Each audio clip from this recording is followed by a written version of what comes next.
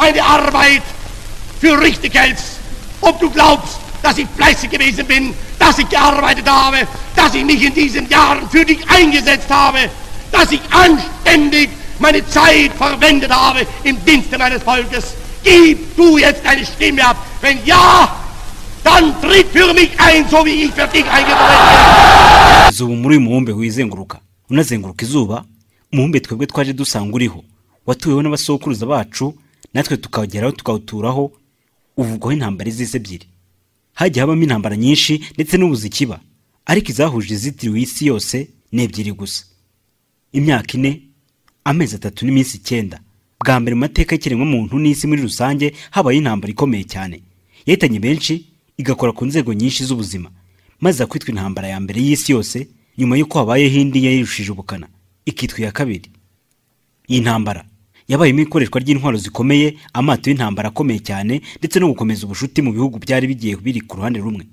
Nubwo hari izindi mpamvu nyinshi cyane zateye intambara, ariko imbarutso yaje kuba urupfu rw'igikomangoma cya Autriche-Hongrie, François Ferdinand. Nyamara wakwibaza uburyo umuntu umwe yaba intandaro y'intambara ikomeye cyane nk'iyi, itari yarigeze ibaho mu mateka y'isi, ibihugu bikomeye byinshi bitandukanye byambarira intambara. Izi ntambara zaherekejwe n'intambara y'ubutita cyangwa se intambara y'amagambo. Abanyamateka batandukanye bavuga ko intambara y'ubutita yadutse nyuma y'intambara ya kabiri y'isi yose, ikaza kurangira mu mpera z'ikinyejana cya 20 ubwo Repubulika Zunze Ubumwe z'Abasoviyete zahirimaga, gusa bamwe bavuga ko n'ubu gikomeje. Mu ntangiriro z'ikinyejana cya 20 mu Burayi hari ukuzamuka kw'imbaraga ku bihugu bitandukanye bihangana. Ikinyejana cya 20 kandi cyabaye isibaniro ry'intambara ku bihugu bitandukanye, harimo n'intambara ebyiri z'isi. Duhereye ku ya mbere, ni intambara yamenetsemo amaraso y'abantu batagira ingano, yaranzwe no gutakaza uduce duto kuri bamwe no kwigarura uduce duto ku bandi. Habarurwa abasirikare bagera kuri miliyoni 10 bayiguyemo, naho izindi miliyoni 20 zirakomereka. Nubwo benshi bizeraga ko intambara ya mbere y'isi yashoboraga kuba ariyo intambara ya nyuma, mu by'ukuri amasezerano y'amahoro yasinywe ngo irangizwe yabaye nk'afungura cyangwa atanga icyuho cyo kwinjira mu ntambara ya kabiri y'isi. None ko intambara ya mbere y'isi yabayeho igatwara ubuzima bw'abatumaze kubona, ikaba yaranasize bamwe bafite ingingo zituzuye kubera yo, ni intambara ifite mateka ki? Yatangiye ryari? Itangijwe nande? Wabase wibaza impamvu yateje intambara? Ibyo yibazaho byose ndasohoka kubisobanukiwe, gusabye kuntega amatwi. Mbahaye ikaze mwese, nitwa Munezero Emmanuel.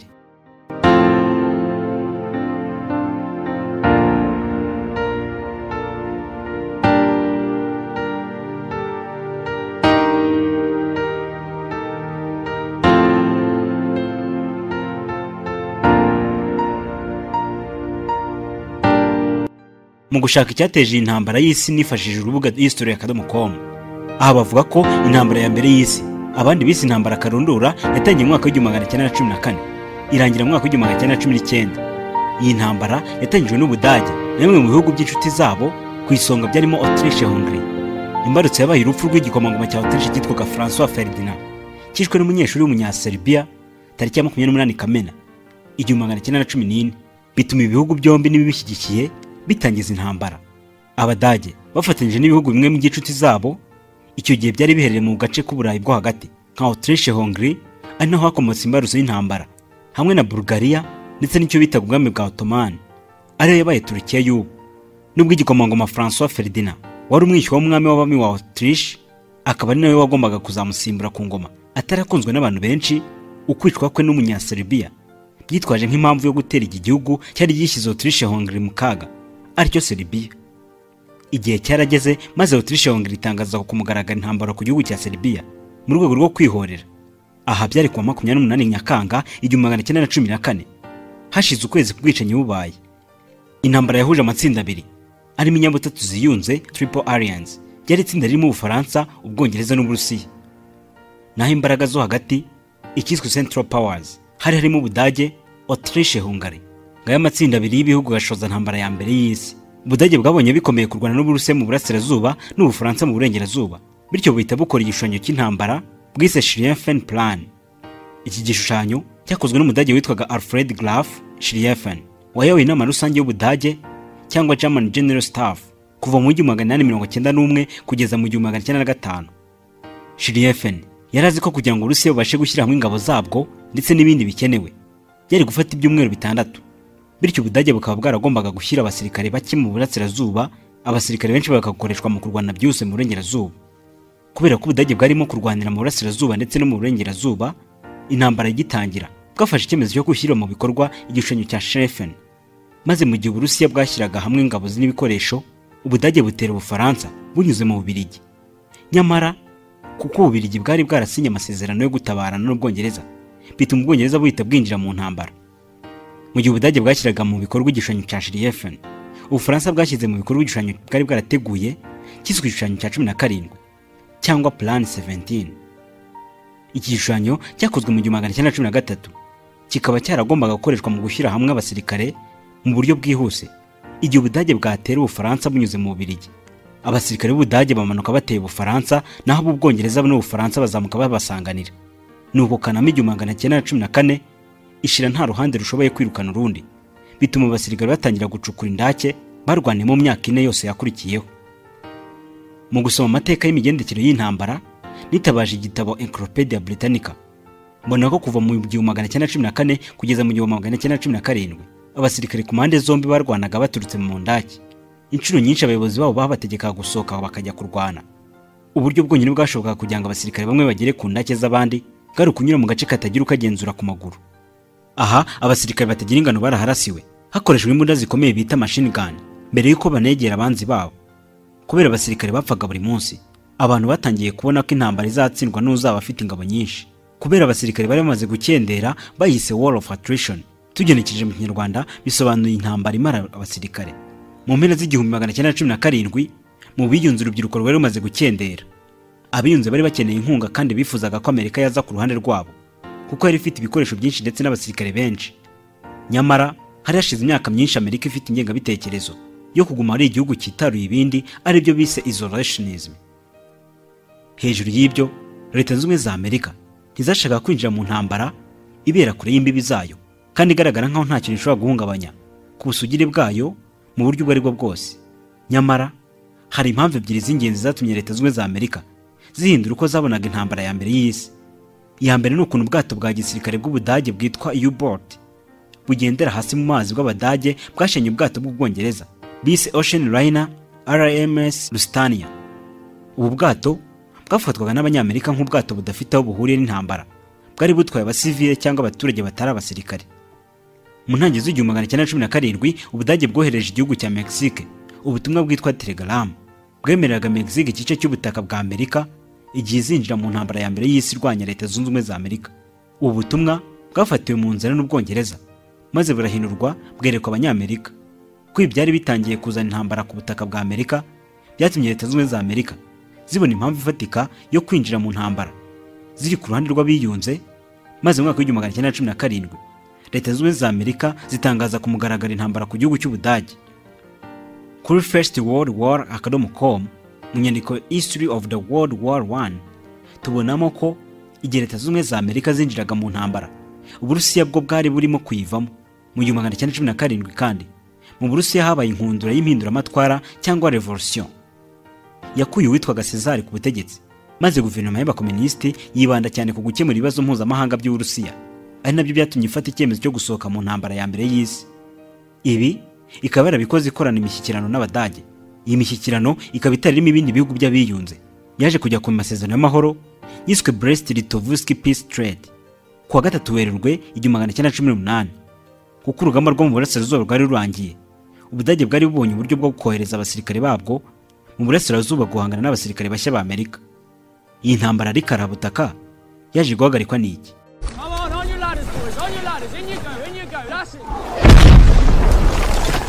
Listen to your sergeant! If anybody turns back... Andrew!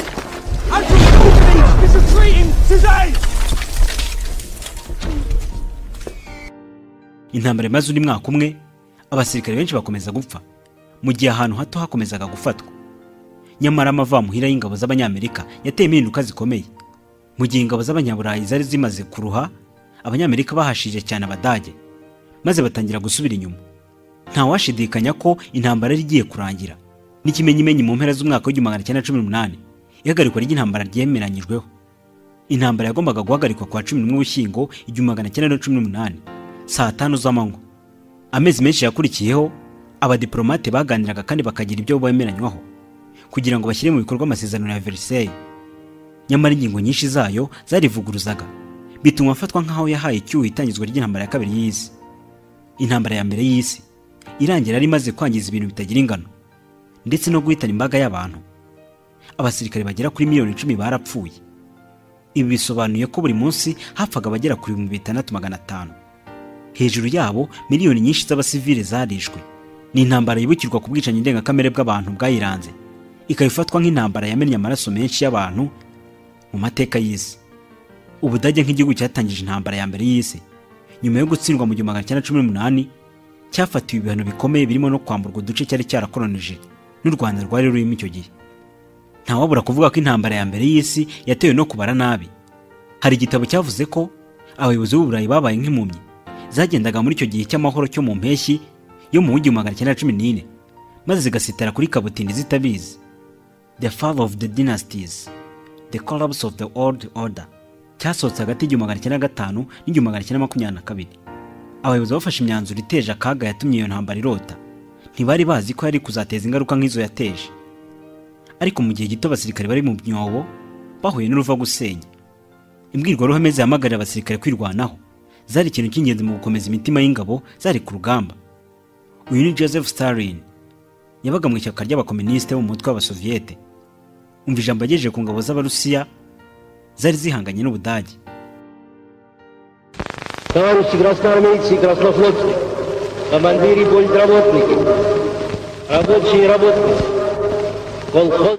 Bavandimwe ngabo zanjye, namwe bavandimwe abanyapolitiki, bakozi bandi b'abagore n'abagabo, namwe abanyabwenge bavandimwe bashiki banjye, n'abandi bose batanze umusanzu wabo mu rugamba rw'Abadage. Mu izina rya leta y'Abasoviyete ndabasuje kandi mbashimira. Tubavandimwe, Abadage baraduteye, batuma tujya mu ntambara ku ngufu, batera ubwoba igihugu cyacu ndetse tubura tumwe mu duce twari dufite. None umwanzi ari imbere y'amarembo ya Leningrad ndetse na Moscow. Uyu mwanzi yari yatekereje ko ingabo zacu zimara zigashira, ariko umubare waramupfanye. Nubwo hatabuze abapfiramo, ariko twashyije umwanzi mu buryo bugaragara. Nta wakwirengagiza ko Ubudage butazashobora gukomeza gukoresha izo mbaraga igihe kinini.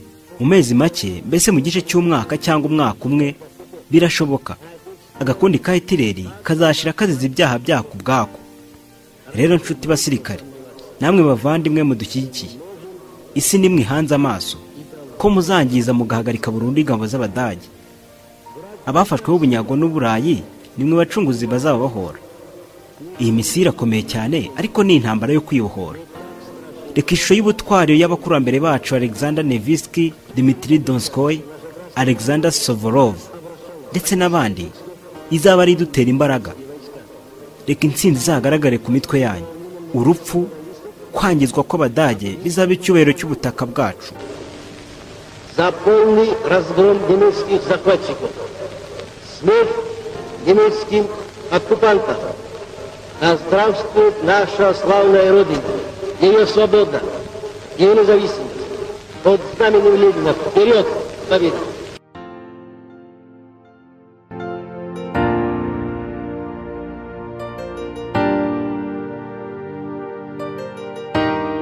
Abanyapolitike babasezeranyije ko iyo ntambara yari kubugururira inzira igana mu isi nshya kandi nziza kurushaho. Woodrow Wilson wari perezida wa Leta Zunze Ubumwe za Amerika yagize uruhare mu guhimba intera ihumuriza. Yaje kogera hirya no hino ivuga ko iyo ntambara ari kuzubaka isi ibereye demokarasi. Naho mu Bwongereza abaturage bibwiraga ko iyo ariyo ntambara yari kuzarangiza intambara zose, ariko bose baribeshyaga. Abayobozi b'amadini bashyigikiye intambara byimazeyo.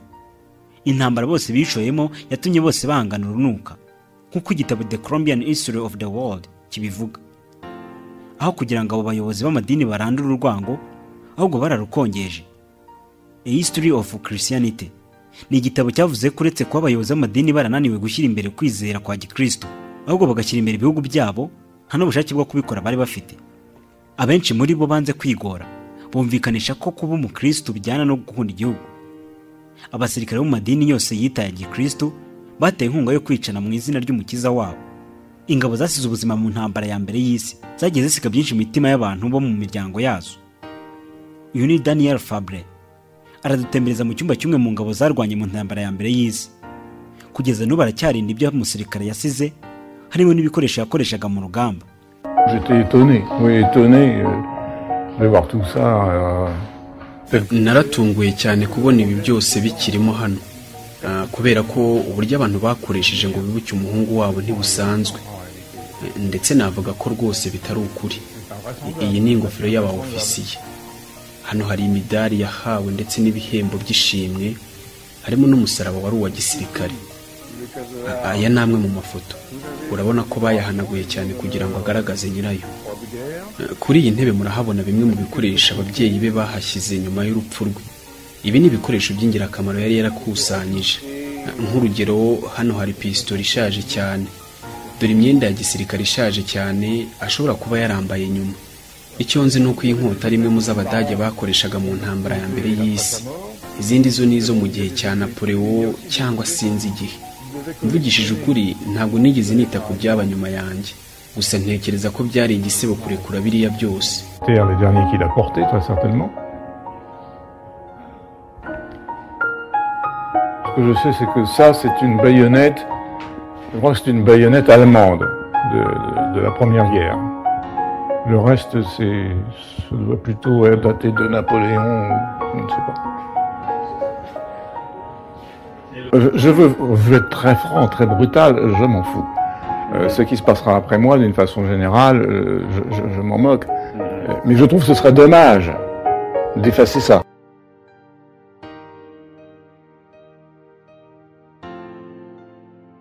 Turi kurebera hamwe amateka yaranze intambara ya mbere y'isi. Abasirikare bakuru babaye nka wa mugani w'umunyarwanda agize ati urukwavu rukuze rwonka abana, maze basezeranya abandi basirikare ko bari bizeye intsinzi mu gihe gito, kandi ko urugamba rutari rugoye, ariko siko byagenze. Nyuma y'igihe gito impande zari zihanganye ku rugamba zararwanyira uburagica. Nyuma y'aho abasirikare babarirwa muri za miliyoni bahuye n'icyo umuhanga mu by'amateka y'isibiye bikomeye kurusha ibindi kandi birangwa n'ubugome. Abantu bahuye nabyo bikabatera bikomere, haba ku mubiri no ku bwenge. Na n'ubu iyo urebye abasirikare bakiriho barwanya urugamba rw'intambara ya mbere y'isi, ubona ko imitekerezo yabo yasubiye inyuma. Ntibyabura kubagiraho ingaruka, cyane ko babonye benshi muri bagenzi babo bahasiga ubuzima. Nubwo abasirikare bapfaga ari benshi, abakuru babo bakomeje kubahatira kwiroha mu birindiro bizitiwe na senyenge no mu rufaya rw'amasasu. Ntibitangaje rero kubona abasirikare bo hirya no hino ku isi barageza bakabigomekaho. William J. Lake ni umusirikare urwanya urugamba rw'intambara. Yaruvuyemo amahoro nta gikomere cyo kumubira afite, ariko ubwonko bwe bwarahungabanye. Mu kiganiro yatanze byagaragara ko rwose no kwibuka uko yitwa aho yavukiye byari bimugoye. Aha ni mu kiganiro yajyanye n'umunyamakuru Richard Rabin kuri Mudahusha cyangwa Sniper wamurasiye inshuti bakoranaga. Nitwa William J. Lake. Navutse ku 30 Ukwakira mu 1859, mvukira Missouri. Reka nkubwire, hari amasasi impande zose igihe cyose. Ntiwaguze niba ugiye gupfa, gusa nari umunyamahirwe nkuko nabivuze. Undi musore nanicaye ruhande, Mudahusha yamurashe mu kigo cyanjye. Rwose nta birenge birenze bibiri byaba biri hagati yanjye nawe, ariko bari we barasa aho kundasa. Nyine aramwica. Baramubonye, ndavuga uwo murashi udahusha. Ntago bari kumufunga, baramuhitanye da. Yari hejuru mu giti niho bamuvumbuye, maze bamumanuramo yapfuye. Barashe umusore twari turimo kuganira nkuko nabivuze. Nari umunyamahirwe muri byose n'ukuri. Hari ku manywa y'ihangu. Nahise ndambarara hasi kubera ko ntari nzi ikimwishe giturutse. Bamukuye mu giti, ariko njyewe sinari mbizi. Baramurashe kuko bari bamaze kwandura mu mutwe bose. Icyabagaho ni ukukurasa, mbese nta kindi babaga bitayeho iyo babaga bakubonye.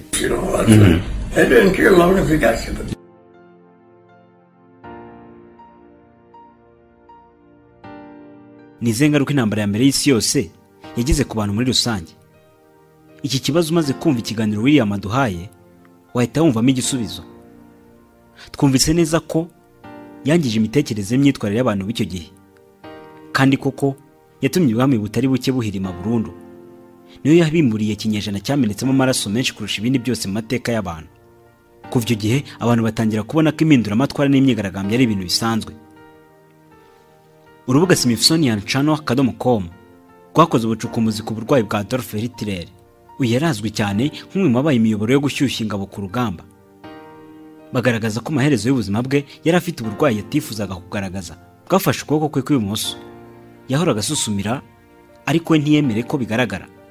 Ni mu mashusho amwe namwe yagaragayemo asuza ingabo z'Abadage zari zavuye ku rugamba rw'intambara ya mbere y'isi. Ikiganza cye cy'ibumoso rwose nta mbaraga zabagamo. Iyo abaga ari kugenda atembera mu ngabo ze, yabaga yagahishe inyuma mu mugongo ngo hatagira umenya uburwayi bwe.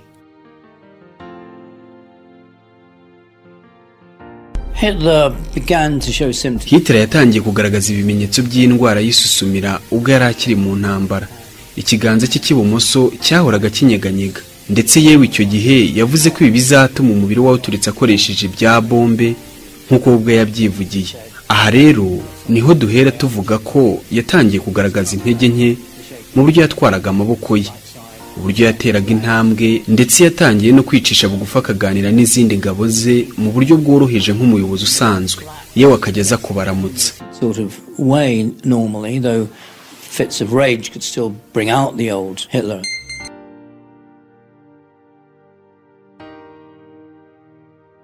Uyu ni Richard Evans, ni umwarimu w'amateka muri kaminuza ya Cambridge muri Leta Zunze Ubumwe za Amerika. Ni mu buryo iyo ntambara yahinduye isi. Ese twicare tuvuge ko yari impanuka ikomeye?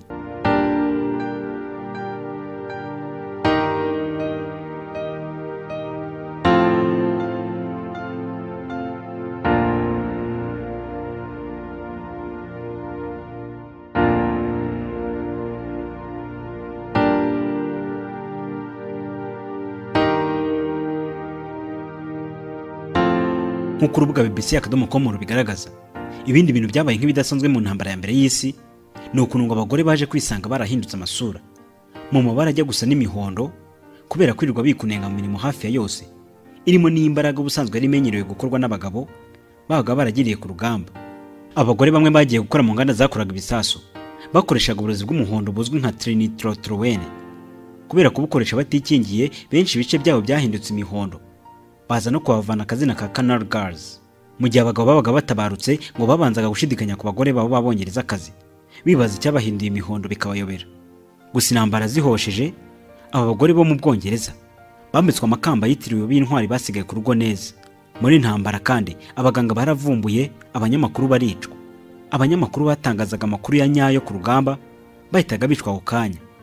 Muri siyansi kandi ubuhanga bwo kubaga no gukosora isura y'umuntu wakomeretse bwashyizweho imbaraga mu Bwongereza, kubera ko abasirikare babaga bararashwe mu maso baterwaga ipfunwe n'amasura yabo yahindutse.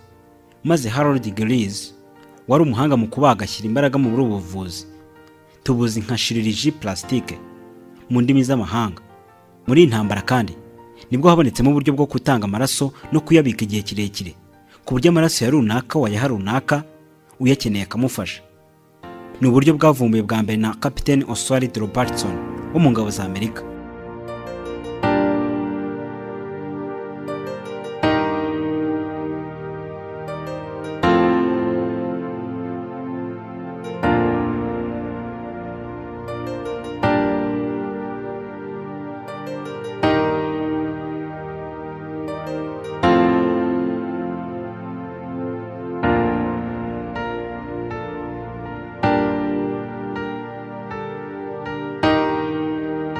Dutangira twabonye ko isozwa ry'intambara ryabaye urufunguzo rw'intambara ya kabiri. Ese bibaza uko yagenze? Abarwanaga se noneho bapfaga iki? Ubutaha uzacukwe n'amateka y'imigendere y'intambara ya kabiri y'isi. Ndabifuriza amahoro mu mitima yanyu. Guma mu rugo ukaraba intoki n'amazi meza n'isabune, bityo urugamba natwe turiho rwo kurwanya coronavirus rutazatubuza kubarira amateka yaranze isi abana tuzabyara. Mbikuye ku mutima, mwese ndabashimiye. Nitwa Munezero Emmanuel.